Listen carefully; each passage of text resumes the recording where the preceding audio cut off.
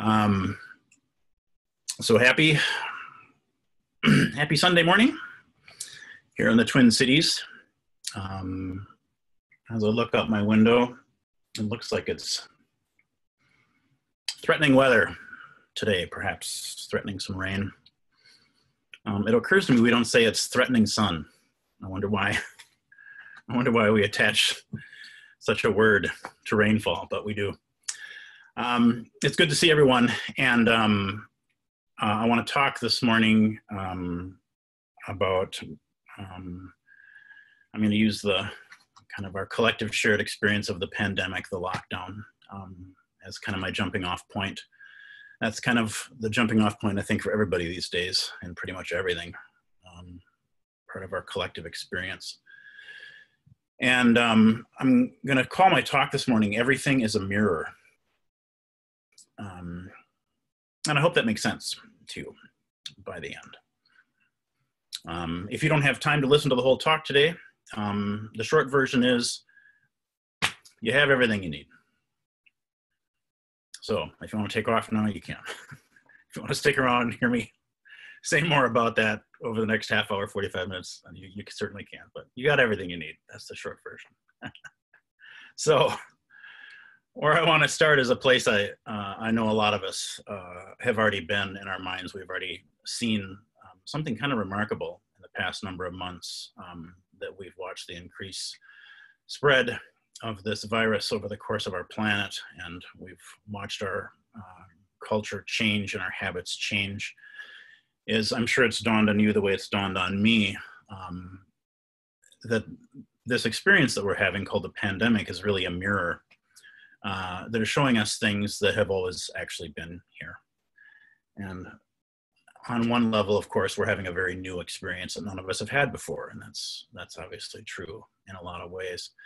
But in other ways, what we're seeing now, either in kind of stark relief, or at least in a new way, is many, many things about ourselves and about our cultures that have always been present. And I think everything that we are experiencing now was here a year ago. The greed, creativity, injustices, the compassion.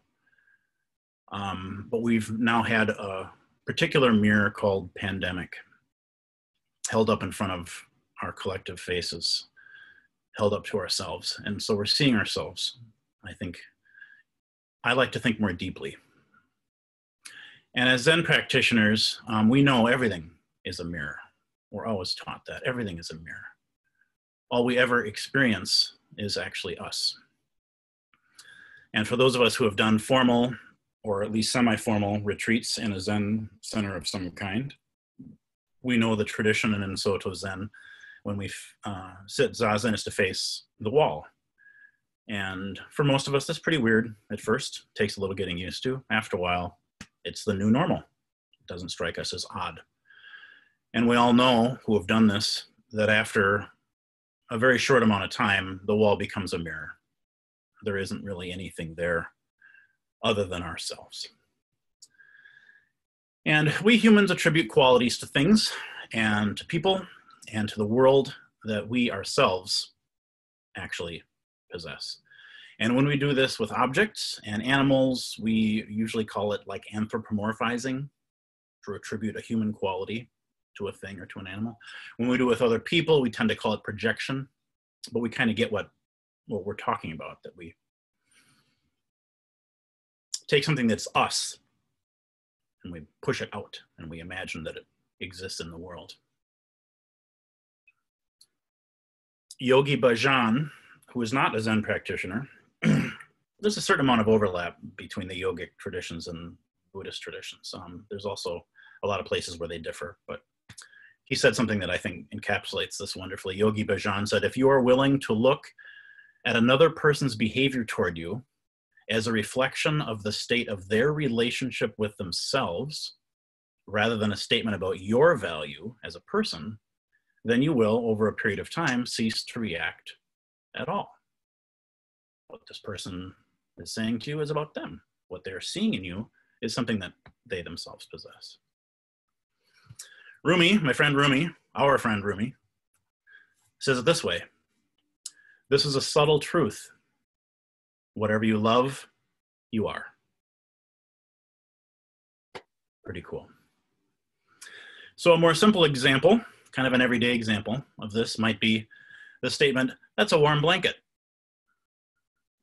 We're in the season now of this kind of spring in Minnesota is a season of lots of change where, you know, it's bordering on 80 one day, and then, what was it, like 2 weeks ago we had snow or something? So anyway, I found myself reaching for the blanket on the left, that's the white puffy one, instead of the blanket on the right, that's the darker, thinner one, because it's warmer.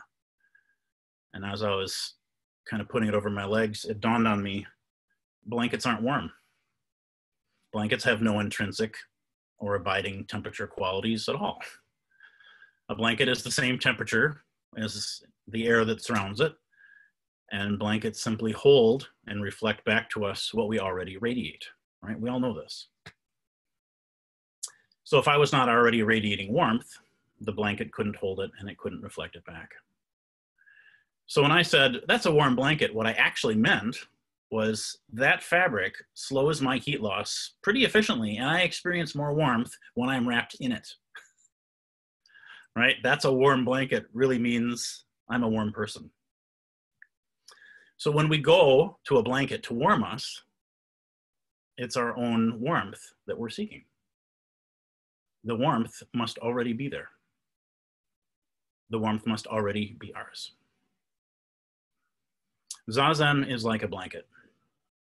It has no intrinsic or abiding qualities at all. And it can only hold and reflect back to us what we already radiate, what we already are.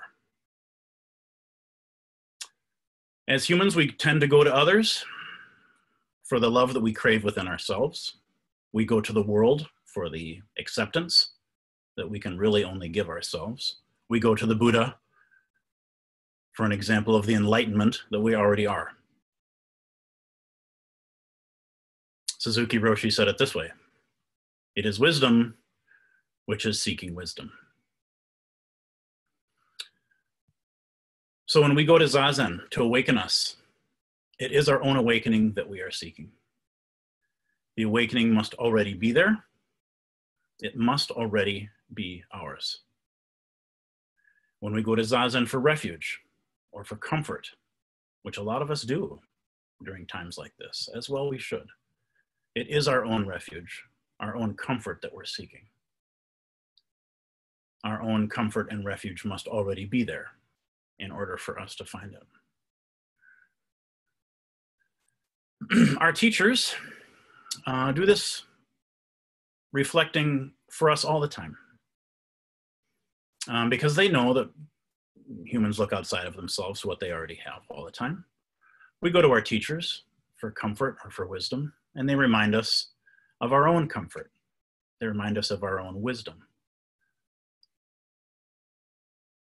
They tell us doctors won't make you healthy, nutritionists won't make you slim, teachers won't make you smart, gurus won't make you calm, mentors won't make you rich, trainers won't make you fit. You get the thing here. Ultimately, we have to take responsibility, save ourselves. And we all know this. This is not a new idea. As Buddhists especially, we know this because Buddha's last words on this earth are said to be a light unto yourself. So this is a basic truth of Buddhism, the truth that suffering is an internal condition that we imagine has external causes, and that this delusion itself creates more suffering for us. And another basic truth of Buddhism is that our natural tendency to anthropomorphize and project is not only delusion, but it fosters dependence on externals. And those externals are unreliable and impermanent. And so if we don't take back those projections, we will always be externally focused and we will always be dependent. Buddha says we will always be unsatisfied because those externals are going, gone. They're impermanent, right? Just like we are. Hence the fourth of the 5 remembrances. All that is dear to me and everyone I love is of the nature to change. There is no way to escape being separated from them. But when you recognize that it's actually you that you're seeking, the game changes entirely, right? Hence the 5th and the final of the 5 remembrances. My actions are my only true belongings. I cannot escape the consequences of my actions. My actions are the ground upon which I stand. Our Zazen does not invent or create awakening that isn't already present, any more than a blanket invents or creates warmth that isn't already present. Zazen does not generate enlightenment. Zazen does not create enlightenment. And doing Zazen does not make you wise or kind or calm or safe or enlightened or special or cool or good. Zazen doesn't make you anything that you aren't. Dogen was adamant on this point, as all of our subsequent ancestors have been. Zazen is just one way of allowing already existent enlightenment to be expressed. It is ritual enactment of our fundamental enlightenment.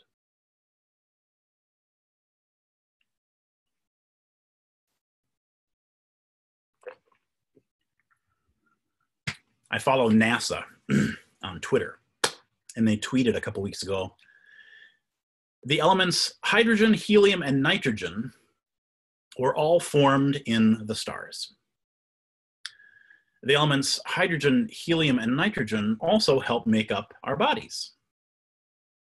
The next time you gaze out at the night sky, remember, you are literally stardust. So here we are. Many of us, especially earlier on in Buddhist practice, in Zen practice, we tend to reach out for the light. We tend to strain for enlightenment. We attribute our own qualities of wakefulness to an imaginary future state of consciousness, enlightenment, and then we grasp after it. In Rinzai Zen, our Dharma siblings in the Zen world, there's the saying, sit like your head is on fire, which is just a great saying.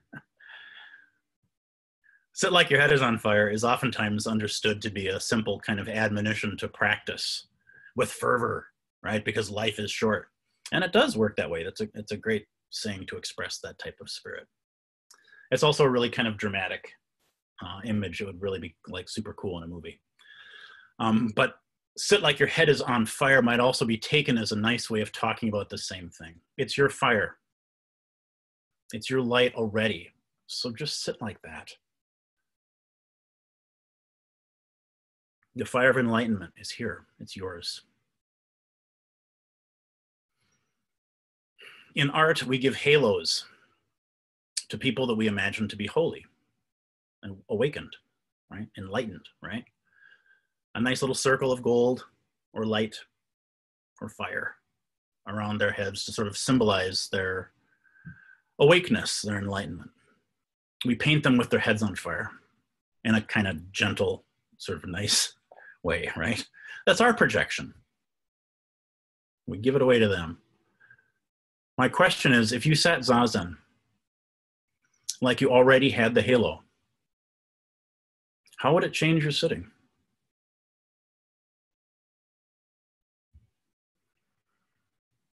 So we all want to arrive.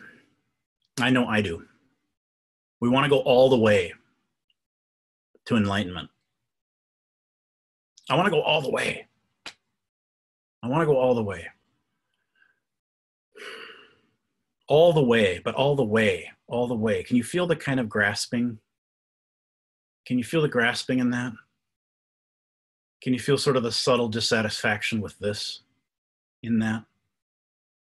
Can you feel sort of that subtle energy of this isn't it? This isn't enough. It must be later. It must be other. It must be elsewhere. Can you feel the straining in it? I want to go all the way. It's beautiful, actually, I think, as an expression of our aspiration. I think that's beautiful. As an expression of our spirit and practice, it sounds like almost like a variation on the Bodhisattva vow in a way, right? And the Bodhisattva vows are beautiful. But you can kind of feel there isn't something quite right about that.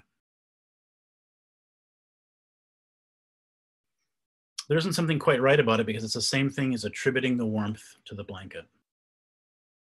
When the goal is merely to finish, it's logical to assume that the longer the race, the more formidable it will be, right? That kind of makes sense. But this is Zen. And all the way suggests that there's going to be more later than there is now. All the way also suggests that it's possible, perhaps, to fail. And neither of those things are true. There isn't more later than there is now. Nor is there a future to achieve a goal in, nor is there a possibility of either success or of failure. All moments are in this moment. Only this, only now. Which also means words like now and this are kind of meaningless since there's nothing with which to compare them or contrast them. All we can meet is what arises now. So meeting what's here, as it is complete effort.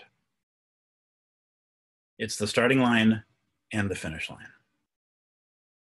That is the all the way, because there is nothing else showing itself. There is nothing else apart from what is here. There is no gap in reality.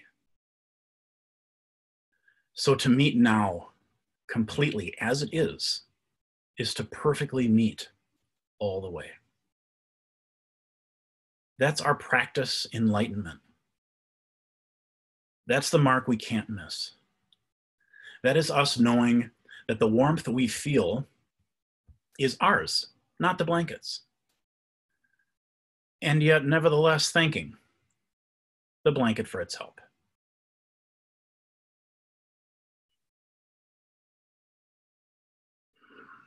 What I hope is that you've seen in your pandemic mirror something important about your culture, but what I also hope, and I hope this much more deeply, is that what you've seen in your pandemic mirror has caused you to see yourself more deeply, feel more deeply.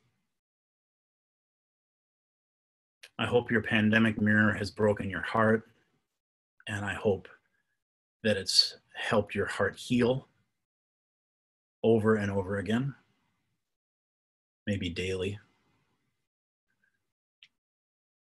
I hope that what you've seen in your pandemic mirror is something that you can look back on someday without regret, knowing that you met the world as it is the best that you could, and that that's complete effort, and that you met what was there with an upright mind and an open heart. If you have seen in your pandemic mirror greed, fear, and injustice, I hope you've owned it in yourself. And I hope you've looked for its cause there. And I hope you've tried to heal the suffering that gives rise to it there.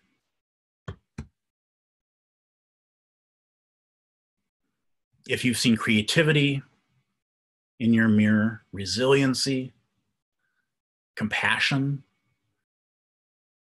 I hope you've also owned it in yourself. And you've appreciated its flowering. there.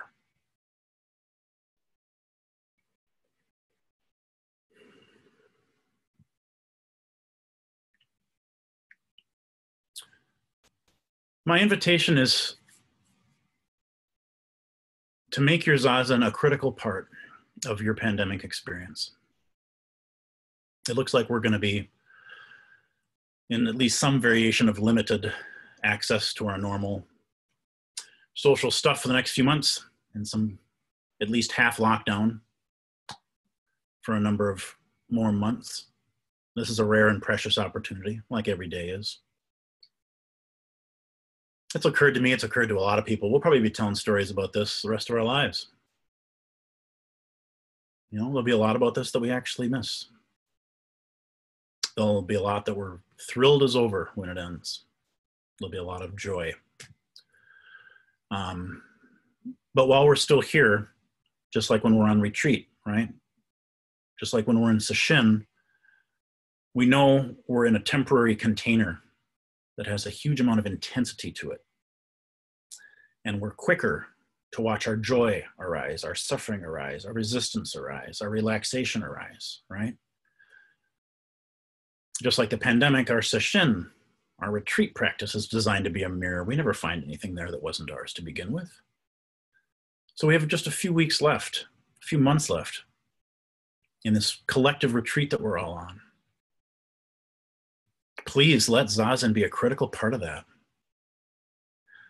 Let it give you refuge and comfort when you need refuge and comfort. And let it expose you to deep truths about yourself and about the human experience that we all share. Let it do that. Say yes to this experience.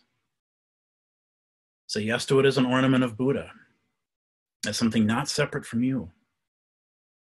Right? Please let your zazen be a mirror that shows you you. Let your zazen show you your own completeness, your own enoughness. Plenty of room for improvement, but also perfect as you are.